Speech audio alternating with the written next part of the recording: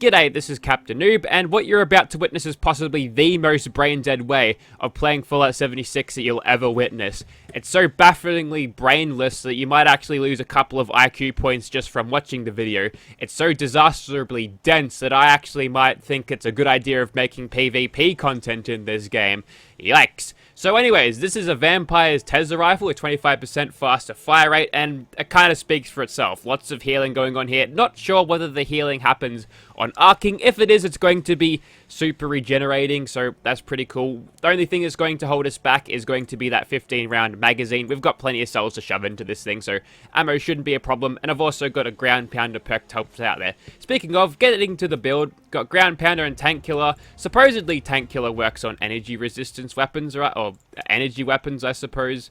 Not really sure. And by the way, if you do hear any thunder during this video, it's quite stormy right over here right now, but hopefully it won't pick up in the mic. So anyways, so enter the tank commando setup. I've got basically nothing in sneak, all in dodgy and deadman sprinting because I wanted to use at least the least sneak perks I could possible.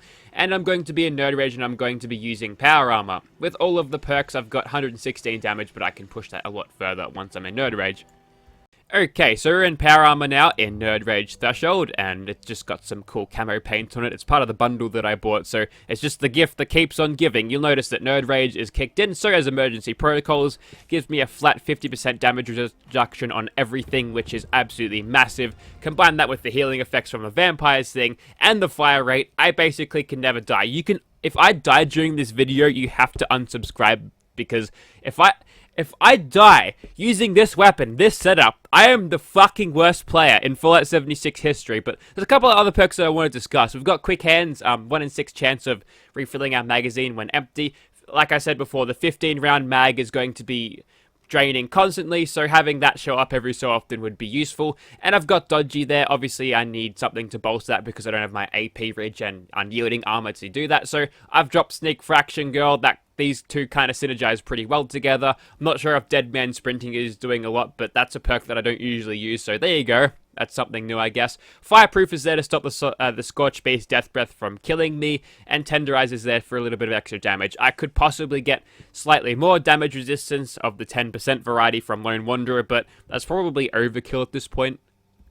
Okay, so here we are outside of the Gamer Fuel mixing facility, and we're just gonna sprint in and just start shooting. Doesn't really matter what we're shooting at, just as long as we're shooting we should be good. And also, be sure to unequip and then re-equip your weapon to make sure you get the reload benefits that you're deserved. See, that's a lot faster now because the power armor thing bugged, but the only moment of, I guess, vulnerability is when we are reloading this thing, so it gives you more reason to chuck on something like ground pounder to speed up that reload. Did I kill that guy? Yes, I did. Don't have to worry about aiming for this thing. Why is this weapon so, overpowered and used in PvP all the time? Because you don't have to aim, which gives you a huge advantage. So that's giving us 272 damage, which is rock solid. That's really good. And at this point, the only thing that could possibly stop me is that random bug which causes the Tesla to do no damage, but it'll be a while until that actually procs. I'm not actually sure how it happens. I just nailed a headshot with this thing, so that's kind of interesting, I guess. Yeah, I'm used to having a jetpack, actually. That's interesting. Bash kill. Come on. No, that's not going to fly. Okay, let's get inside. So, the only weaknesses for this particular build and setup is running over corpses and pressing the wrong button. No, it's, ooh.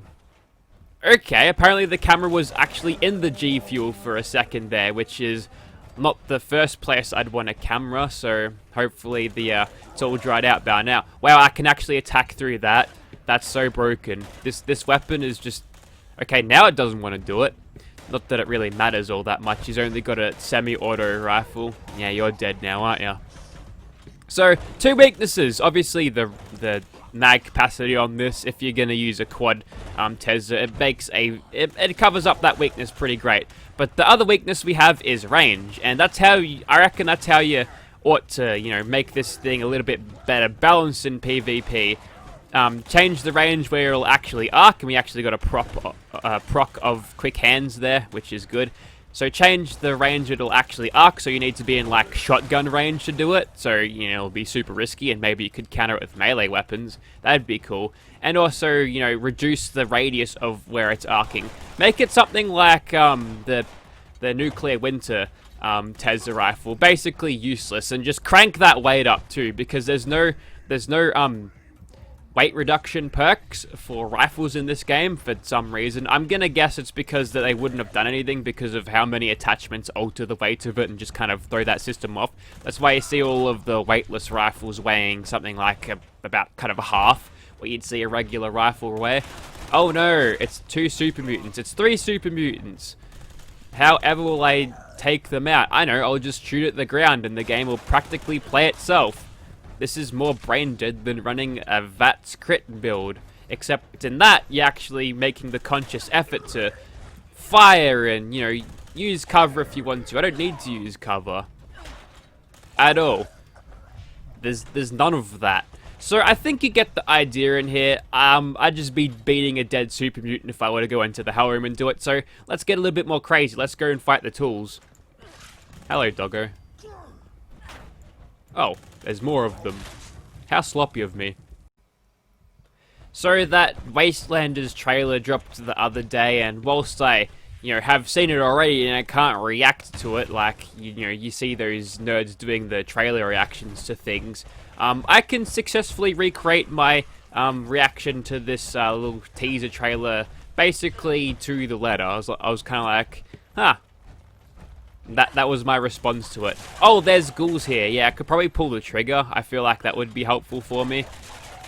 Aiming? Never heard of her. Who's that? I'm just waiting for the Tesla to bug on me. That might actually kill me.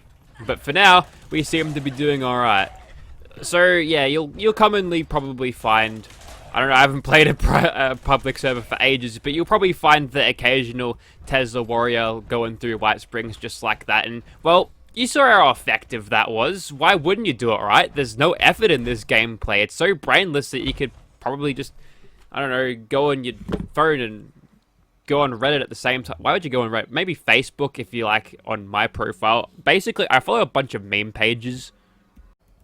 Okay, it appears that Swan's out on his nightly thought patrol and he's going to encounter one. Only this thought's a little bit more powerful than the others. Excuse me, Swan. Bloody hell, he's as brain dead as me right now. Now, would you like to hit me? Do your worst, Swan. Okay, so here's the thing. It's gonna take me a while to take Swan out, and also being in third person is not good for being staggered. So this is kind of where the Tesla falls apart normally, but I'd say it doesn't fall apart here because, well, he can't kill me. I mean... With a Tesla like this, normally I probably would have been dead by now. Maybe, it's a stretch if I was wearing this power armor with the defense protocols or the emergency protocols, but still. You just can't die. So, no matter how big the monster is in front of you, hitting you, they could never kill you unless they're hitting you constantly and constantly perma-staggering you, but... You know, there's a limit to how much the enemies can stagger you, and by the time you've recovered and gone into another one, you've probably shot 4 or 5 more Tesla shots out and just healed up from that. Although I will admit that it's really nice having an answer to damage over time other than using a valuable stim pack. So if you were to just to punch me...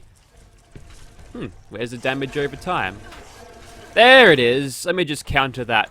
Oh, I died. You may unsubscribe now. Well, to show you how bad damage over time is, I guess there's your example. Oh! Oh, the Tesla bugged. Oh, you can't get the vampire heals from it when it bugs? Ah, interesting. So, yeah, don't worry about unsubscribing. I just need to reboot the server. Cool. And I'd just like to stress that please don't unsubscribe. I don't want people unsubscribing because Fallout 76 bugs got me killed. That would be the worst. Although it's not the first time that it's happened, eh? So he's T-posing. Just hit me. Hit me. Ooh, can we counteract it? Well, easily. Oh, okay. So we can outlast it, but it can kill you if you do let it get on top of you. So it might not be the be-all, end-all to a thing. Or rather, it might be if you can just keep the damage rolling in. That seems to be doing a lot more damage than it did to Swan. I'm gonna guess it's because... Really? She's moonwalking. That's insane. Hang on, it does more damage when arcing, doesn't it? Yes. I think? I don't know. It's a bit weird, but yeah, I'm guessing we're hitting the Queen harder because she's wet, right? And that would increase her electrical conductivity, so... I mean... No, it doesn't make any difference, but logically it would, right? We'll just put some weird physics in the game, although the damage stuff would need to be a little bit different. I also thought of another thing, by the way, to fix this goddamn Tesla problem in PvP, and it's called insulated power armor lining. Because think of it like this, if you're fully insulated inside, like, I don't know, a rubber suit inside your power armor, and you get struck by a Tesla, well, what's your power armor made of? It's made of metal. And where does electricity want to go? Into the ground. So if the easiest path for the electricity from the Tesla is to go in your armor directly to the ground, leaving you safely insulated inside a rubber suit, well, I mean, rubber isn't like 100% insulated, but you see where I'm getting at. That could be a cool thing to counter the Tesla scrubs, right? Yes, we've got the missile launcher dudes here, which, well, between stabilized, that's not even in the picture here, between fireproof and emergency protocols, wow, they're just firing off missiles like you wouldn't believe. Too bad they can't do anything. It's a real shame, guys, isn't it, that you're totally useless and just being shredded by just some dumb lightning bolt. Well, what are you gonna do, eh? Anyway, should be a couple more in here. They're all labeled as mole miners. I don't feel right killing children. Okay, so is this the fight where the Tesla falls apart? We've observed that the bigger enemies in this game with larger health bars and such have resisted the damage pretty well. This thing isn't the highest damage per shot weapon there is out there, and the sting happened for a monster. Ooh, there's a Scorch by Alert Queen. That's a cool thing to have on your team, sure. Anyway, so we'll probably get hucked at.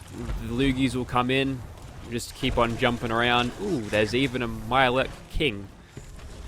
Taking a bit of damage over time now, but we can easily counteract that. I still haven't observed whether the arcs will actually heal you, but I'm sure someone in the comments could probably let me know about that. Honestly, it's not really that important for me because I can just tank all the damage anyway, and I can't really see it. Ooh, it's a legendary Mirelurk crab dude. I'll kill ya. Ooh, I got a cloaking urban armor.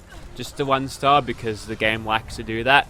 So, we're gonna have to get the Scorch Beast down here somewhere, and for some reason, I can hit them in the air, it'll do damage, yet you don't see the electricity connecting to the ground, so...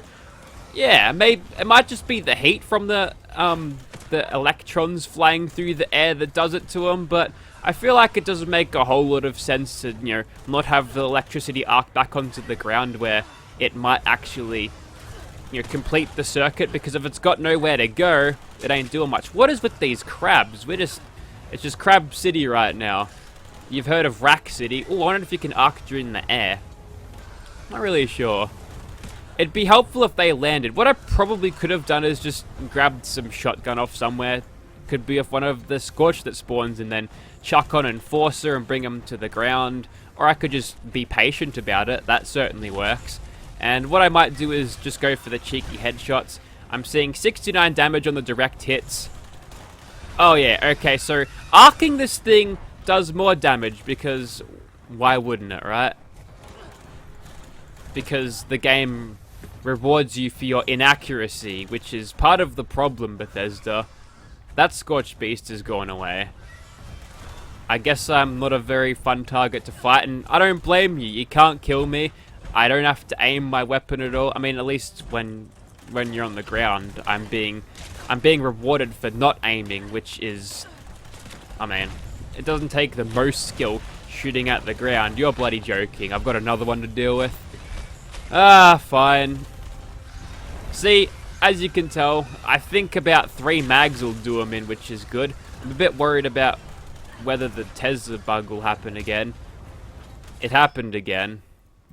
we weren't actually able to kill the Scorch Beast, so looks like we've found the limitations. Throw enough enemies at you, sooner or later this thing will break on you and just completely break. I can't do anything anymore.